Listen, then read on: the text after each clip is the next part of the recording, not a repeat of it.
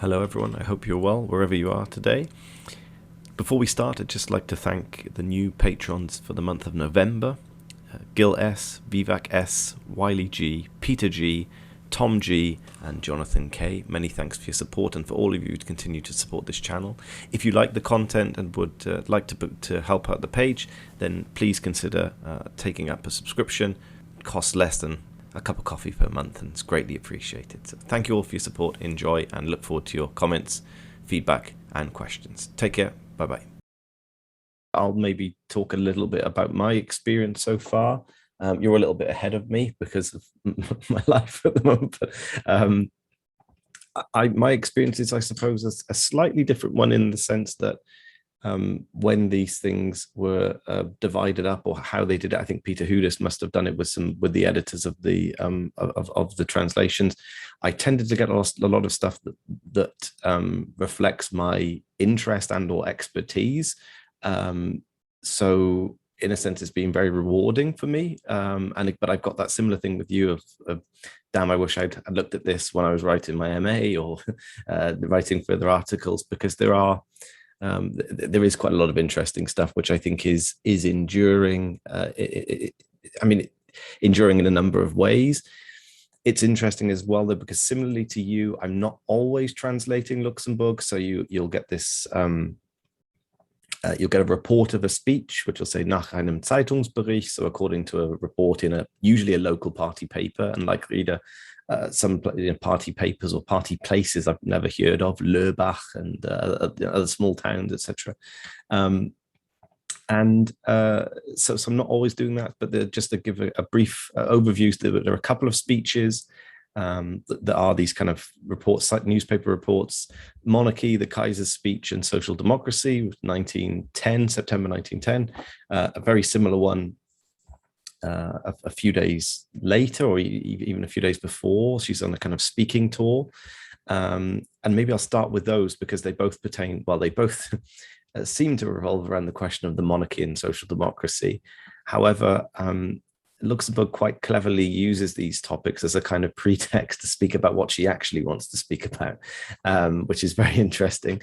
And that is the backdrop to the whole controversy over the Baden budget controversy. So we're, as part of the political bloc between the right wing of the local SPD party organization and fraction and the National Liberals, the SPD eventually end up voting for the local budget and working on legislation pertaining to the municipal code, so the suffrage, education, and the role of the influence of the Catholic Church in education, and something else which I've just forgotten. But there's several aspects of legislation that they work on together, to the chagrin of both the National Party of the SPD and to a certain extent the National Party of the National Liberals as well, because they're not entirely happy with how these things are playing out. And that leads to a huge controversy in the run-up to the Magdeburg Congress of the SPD in 1910. And Luxembourg quite clearly hones in on this issue as one of life and death, really, to the party. Because what has essentially happened is that by voting for the budget, the local state budget, these deputies and by association, the support they're given by the local party has essentially flouted pretty much every resolution pertaining to that matter that's been passed, not just nationally, but also at the international level, since the good old days of the socialists, the anti-socialist law, as you put it, Rita, as well, right? So she's always talking about this, thinks, Babel and Liebknecht, they never voted for a budget. Can you really describe these people as not doing positive work? That's a kind of thing in the speeches. So this is what she wants to talk about. And very interestingly, opportunism likes a dark, quiet corner to do its business, and the local party at the Offenburg, again, place I hadn't heard of, in Baden, Offenburg Congress, local state party Congress, they vote to ban any discussion of the budget, any public discussion of the budget. So the resolution is passed, and it's quoted in one of the footnotes in these speeches. And so Luxembourg goes to Baden under the pretense of talking about the Kaiser and his two incendiary speeches about his role as, chosen by God, nothing to do with legitimacy, kind of saber rattling a little bit as well. And so she goes to Baden on that pretext, and then in the first couple of sentences, well, look, we'll come back to this question later, but really what matters, comrades, is the Baden controversy. And that's how she kind of gets around this attempt to close down any debate, which I found was really interesting. Not just the speech is interesting, but the whole backdrop and the whole the whole dynamics behind these appearances in the southwest of Germany at this time, very, very interesting. And so, yeah, there were similar themes on that that come up in that, about how, for example, this is a breach of discipline. And she goes into further detail in that, into something I'm working on at the moment, which is called, just an article from 1910 called the budget vote in Baden. It's about 10 pages long. It's one of the longer pieces. And she talks about the question of discipline, and she, for the reasons I've just mentioned, talks about how, yeah, this is clearly this is a group of people flouting party discipline, and she describes them as what does she describe them? Those people who think they belong to some kind of master race simply on the basis that they have a parliamentary mandate, and which is quite a nice way of describing it. And she was saying how the flirtatious smile or nod or acknowledgement of one of the parties, one of the liberal members of parliament, is far more important than the applause of 100,000 proletarians. She's trying to describe the world outlook of these people and how they work, the Baden deputies. And but she describes it as a breach of discipline, says that then the Magdeburg Congress has to take energetic action on this in stamping it out. She, in the longer piece, then she goes into the question of how the party should deal with this. She's definitely for them being excluded, and she doesn't mince her words about that. But on the other hand, she then says, well, we don't want to split, because it's fine. You could say, okay, exclude these, I think 17 deputies, 16 or 17 deputies, exclude them, kick them out. That would be fine. But then you've got the question of how far has the party come that these people can be voted in, that they can do what they've done, they can get away with what they've said without any too much of a fury among the party membership locally itself. So she recognizes this is a deeper problem. And one of the things she links it to then is the question not only of budget voting and opposition, but republicanism, which again, something I've worked on in the SPD for some time, and something that still really fascinates me. And so she links these two together. So you can, even though she goes to Baden under this pretext of talking about the Kaiser Wilhelm, there is a link, and she does bring it out, not so much in the speeches, but in the longer pieces.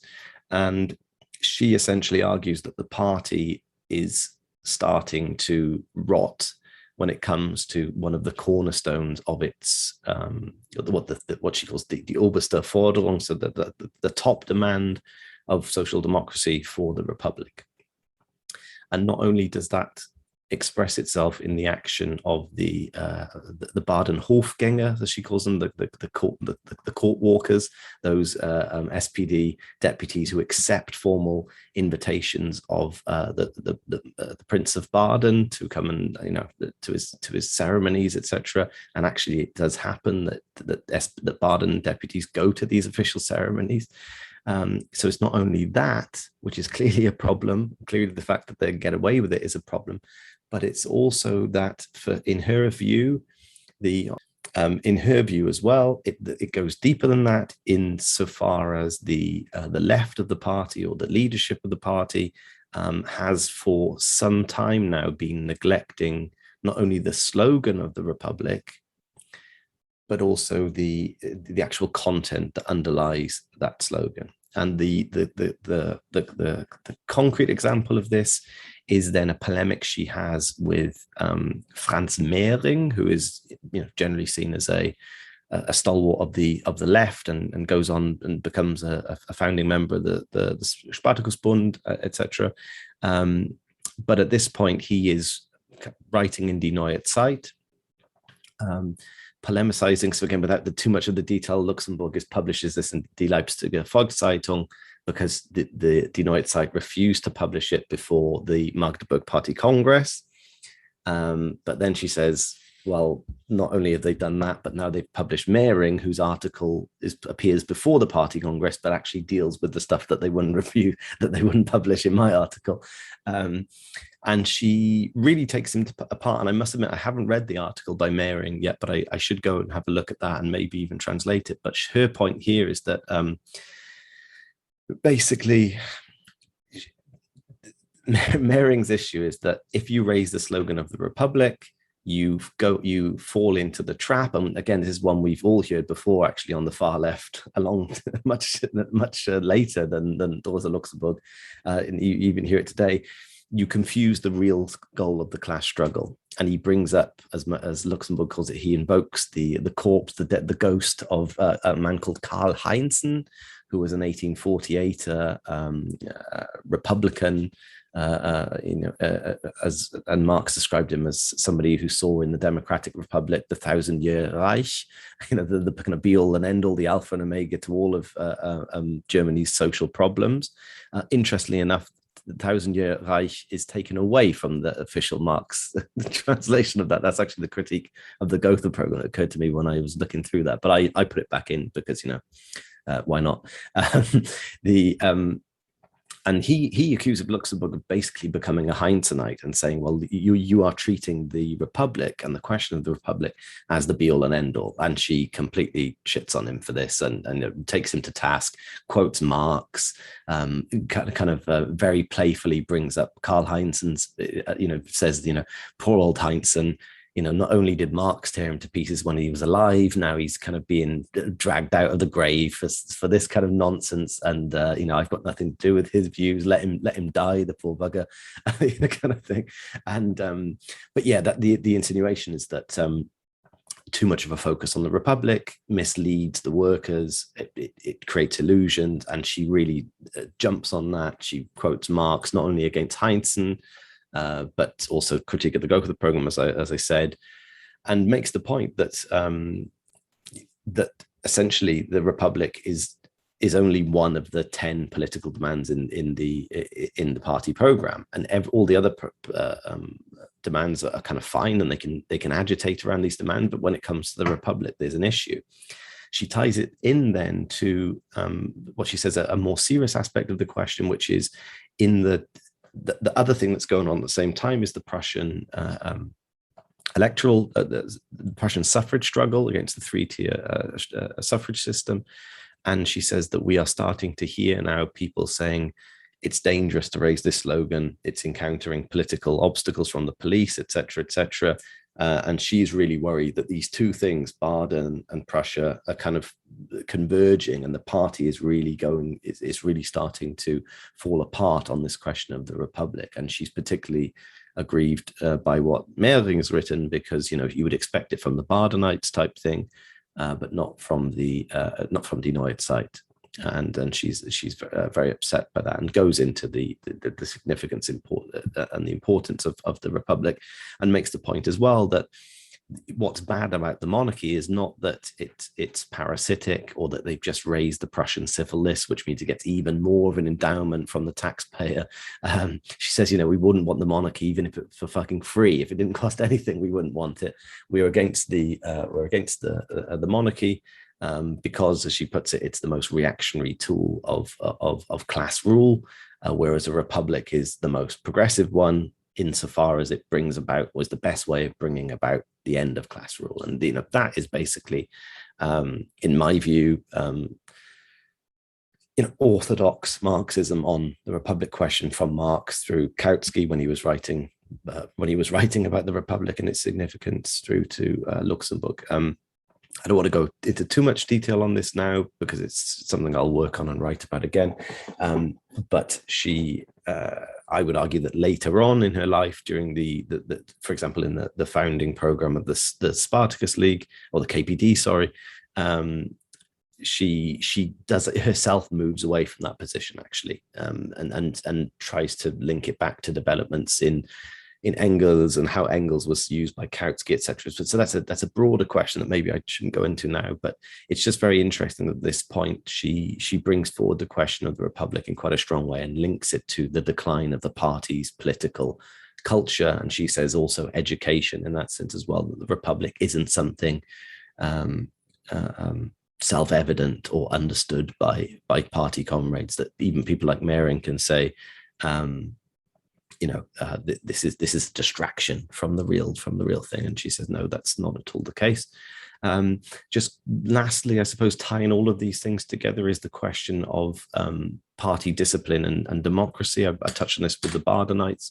Like I say, she's very much, there's two things to say. The first one is that in her speeches, when she's in Baden, and maybe this is a tactical thing, or maybe it's just she's trying to bring positive energy to the assemblies.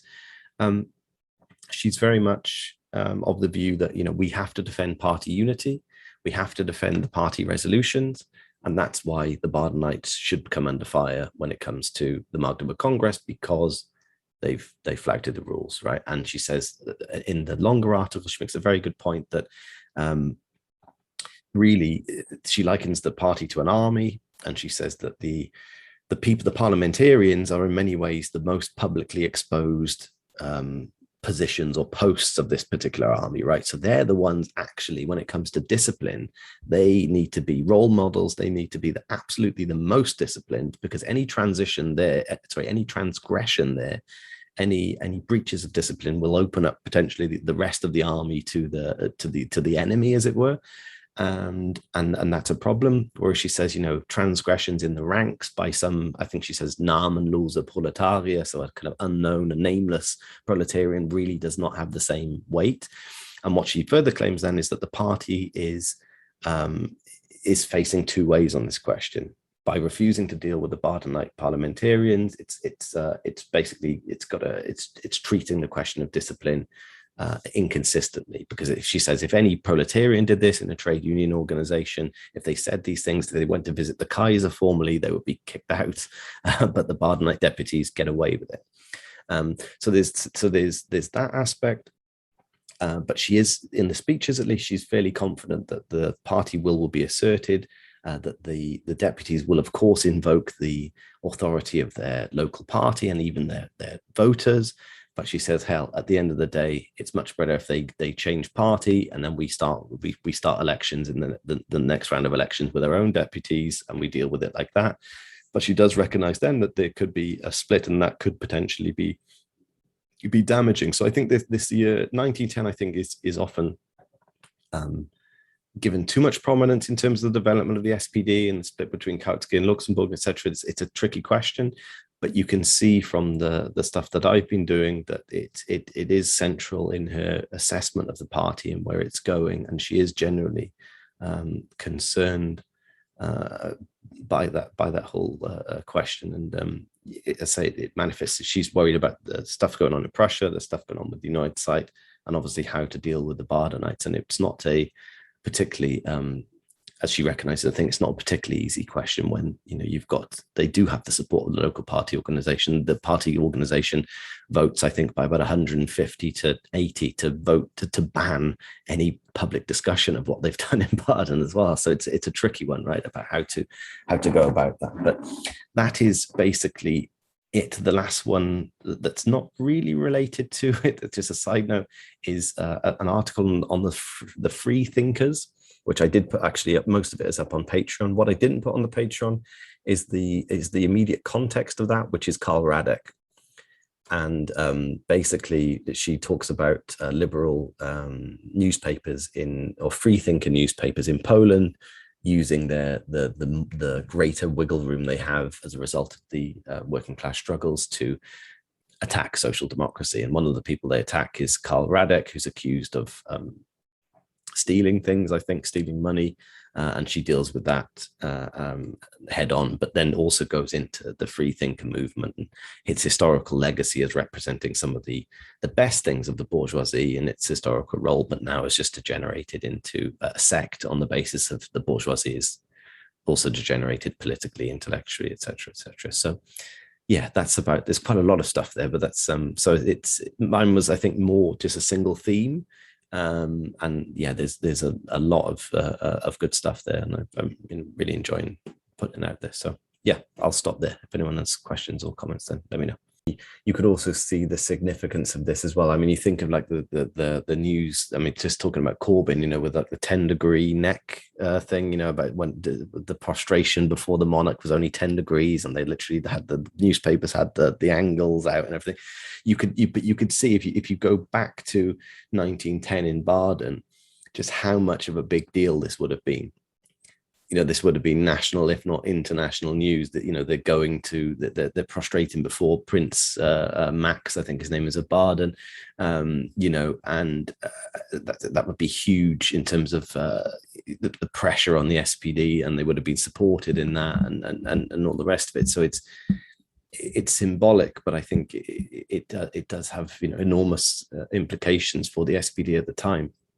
And maybe I should soften my comments slightly on expelling. Like I say, she says that, to give a bit more context, she says people are rightly annoyed about this because they see it as a breach of discipline, which it is, and in that sense we should support the calls for expulsion. But then actually the rest of the article, she spends kind of saying, well, but there's a problem because there's these guys, but then what about we need the bigger, you can't just take, she says, you can't take, these things cannot simply be solved by organizational measures. They require much more of a political and educational work, which we've just neglected, and that's the problem. So she's for it, but she's more chiming in with the people that are rightly saying expel the bastards, and then giving more of a background to it and saying, look, come on, we need to think about the problem runs deeper here.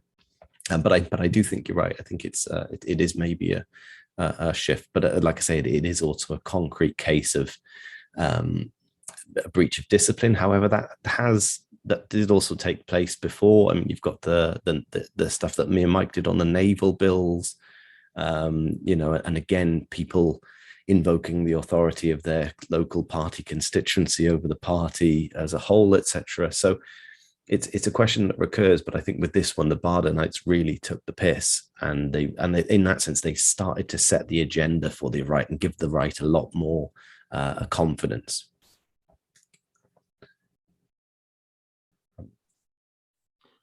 I wonder whether there's a sort of negative dialectic process in this, which you see in polemics on the left from time to time.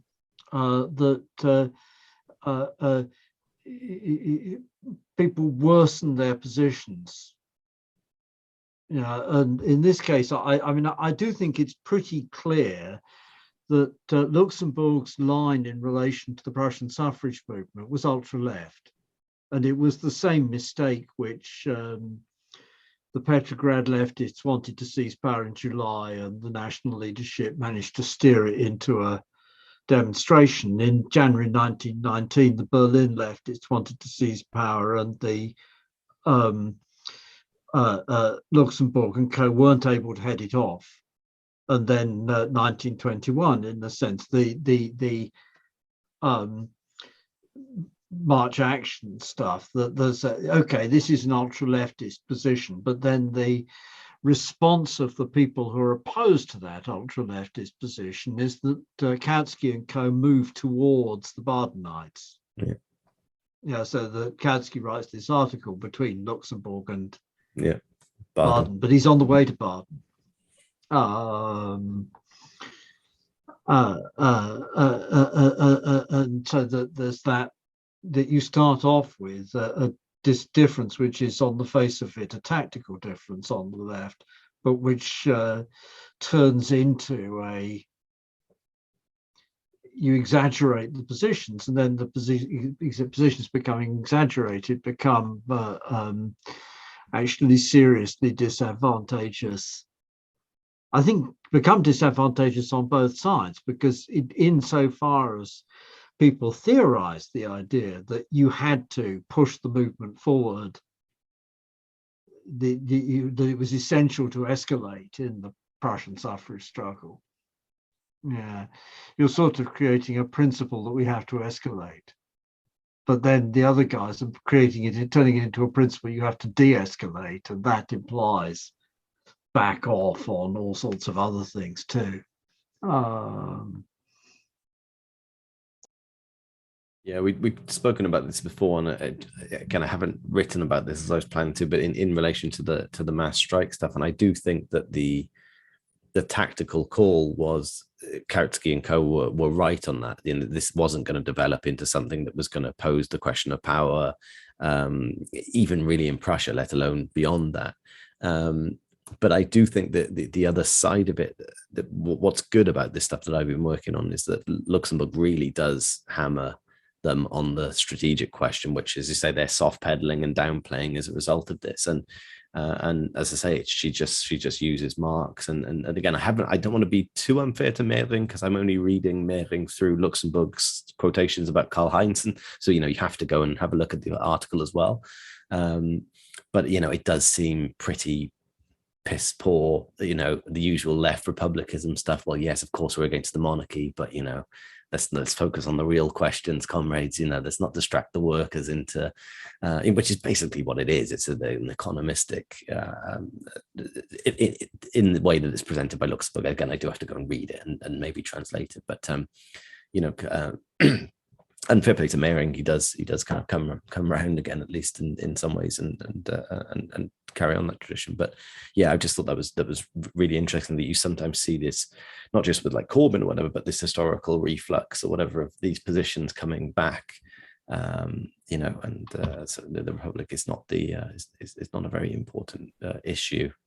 What matters is X, Y, Z, or and to be fair to Luxemburg as well, she's saying that at the same time as saying the Prussian movement is very important. It's absolutely crucial. But yeah, she's trying to say, well, in our agitation, we need to raise the slogan, which has been neglected.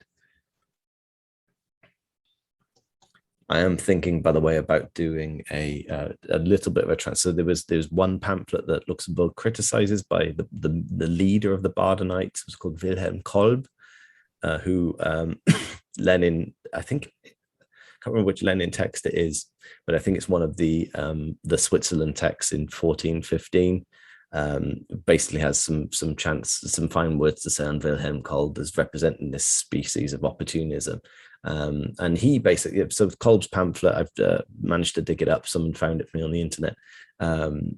It's about 20-30 pages, just about what we did in Baden, why we did it, etc. So it'd be useful to have a look at that as well, in terms of the stuff, because you do, especially when looking back on these things, you do have to dig up the Mehring article. You do have to dig up even I think it's worth looking at the Badenites and seeing how they justify it, and you kind of what they're going to say, like about the party and Baden. They talk about relations in Baden are different, which again, we talked about that in these forums before. There is a truth to that. In terms of the southern states. I'm reading this book at the moment, the Radek's book on Red Saxony, and just I'm kind of in the early days of Bismarck and the 1867 and all the rest of it, but the different dynamics between Prussia and Saxony, and let alone Prussia and Baden and all the rest, it'd be worth looking at and bringing out. PPS Revolutionary, which is far right wing nationalist, around Pilsudski and those guys. They were basically right wing nationalist terrorist organization, and the PPS left, which actually moves sharply to the left. But the SDKPIL is ultimatistic towards the PPS left, and they don't actually achieve fusion between the SDKPIL and PPS left until the Comintern bashes their heads together and forces them to fuse to create the Polish Communist Party. So it's a sort of, that. It is this odd sort of thing that on the one hand, Luxemburg is this heroic figure in terms of the German left. Yeah. But on the other hand, the operation of the SDKPIL is pretty much like the British SWP. There's also they kick out Radek. They kick out their Warsaw leadership because they don't knuckle under to the central apparat. In spite of there not being, as far as there can be seen, any substantive difference other than the tactical difference about how to relate to the PPS left. And the Radek story about Radek stealing money is hooked in to that split. It's not at all clear that it wasn't just a story got up in connection with that split. Yeah, there's also, like, I say, in terms of the I can never get the acronym order, like SDPKIL. I would do it. I often just say SPD kill, just even though it's wrong, because it's easier for me to remember. That and in sort of relation to them being very ultimatistic. I think there is an article. I don't think it's in the Eric Blank one. It's in something else I read. Basically, where her response to, like, the PPS left wanting, like, Luxemburg's personal response to the PPS left wanting to join the SPD was to be like, you have to renounce all your former views and publicly recant your former leaders before I let you join, which is not the best way to build a party. But I think it's very much demonstrative of, like, the particular character trait of hers, which is that she's not very merciful.